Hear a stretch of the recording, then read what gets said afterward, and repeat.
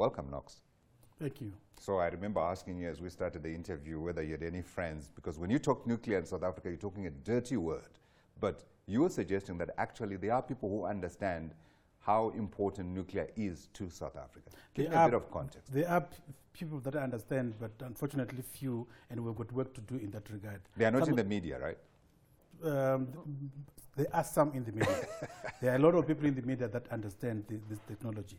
It's unfortunate that the way nuclear was introduced to the world was negative, because we know nuclear from Hiroshima.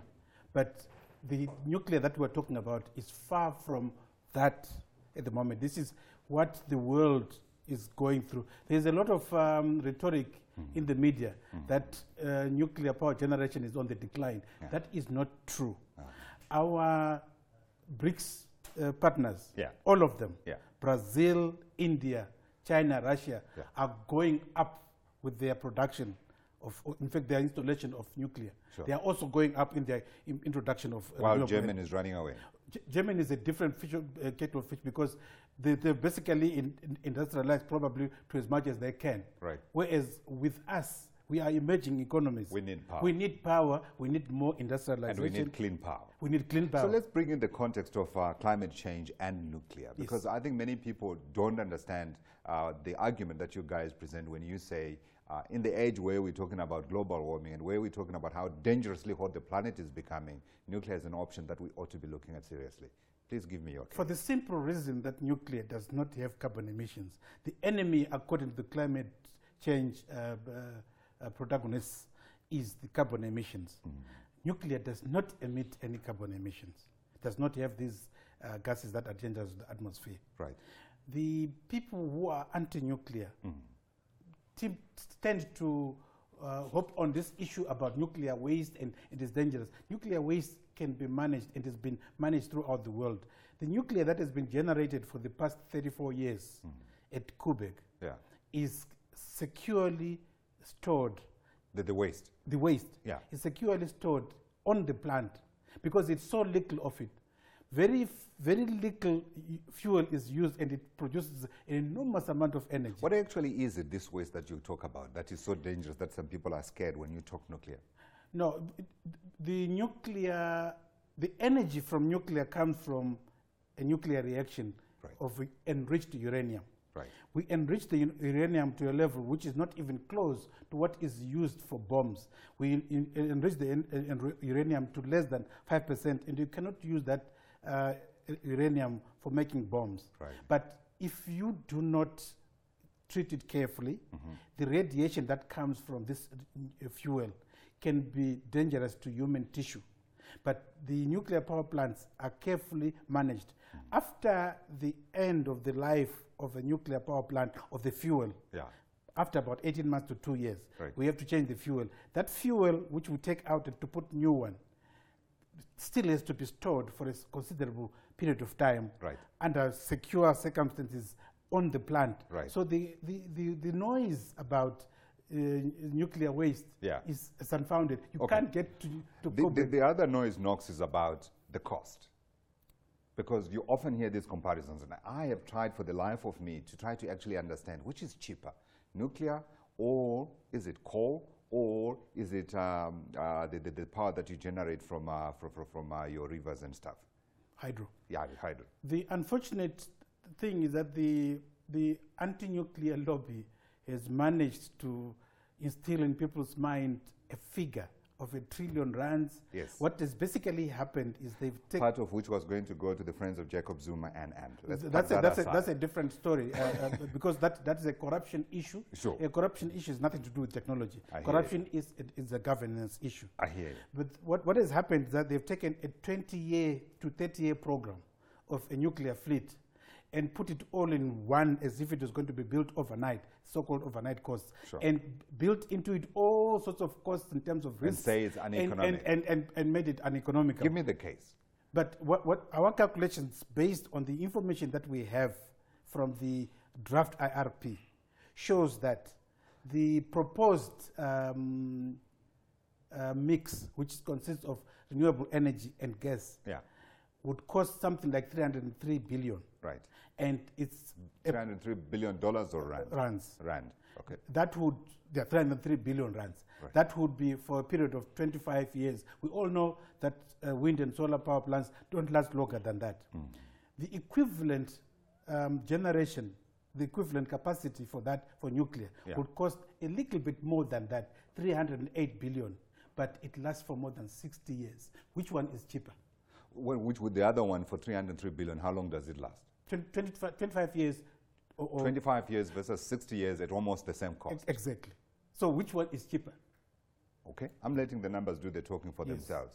Now, you are, as an industry, and I see you are MD of the association. Yes. What association? How big is this industry within the South African context? How many players?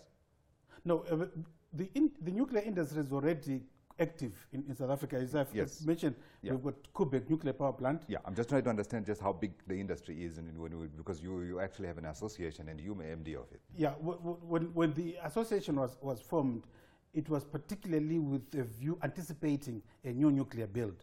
Oh, I see. So okay. that was... These are players who want to come into the industry. But even then, I think it was an opportunity that we took, because already we have got a nuclear facility west of Pretoria, Pelindaba, Nexa, which is manufacturing nuclear medicine. And that is an industry in its own right.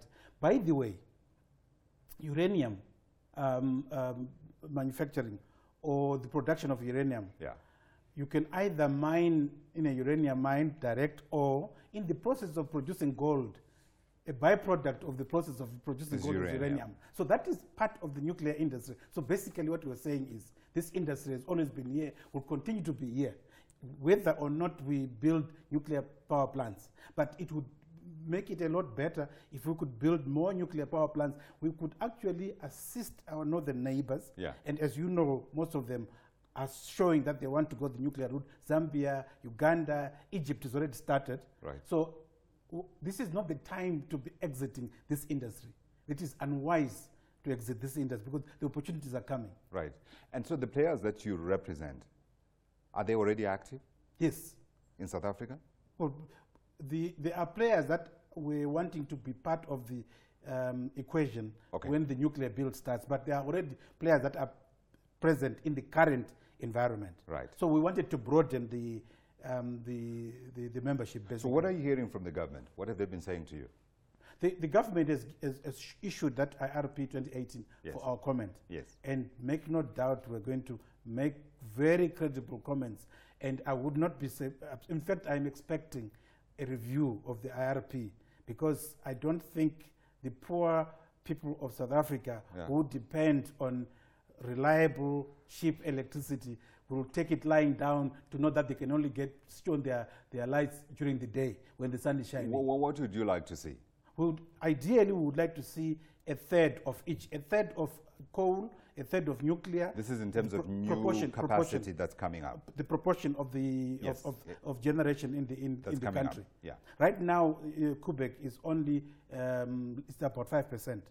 We would like to see that proportion grow to about a third, which is what South Korea, an undoubtedly prosperous country, has got about 32% of its power generation from nuclear. And look at how prosperous it is. Well, I don't know. There may be many other reasons why it's prosperous, of course. But so you want a third. Is the money there to be able to provide that third? And how long would it take to build up the capacity to that third? No, that third is not going to be done overnight. It's not existing, is it? It's not existing. No, we are 5% now. This is a planned process.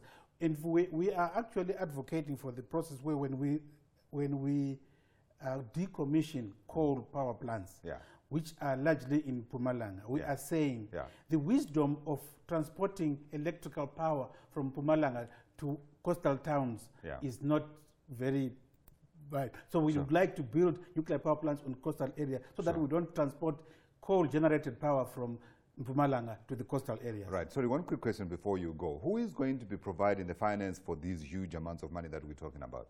Finances for any project, whether it's renewable, coal, or nuclear, is based on project financing, which is going to be financed by the ratepayer.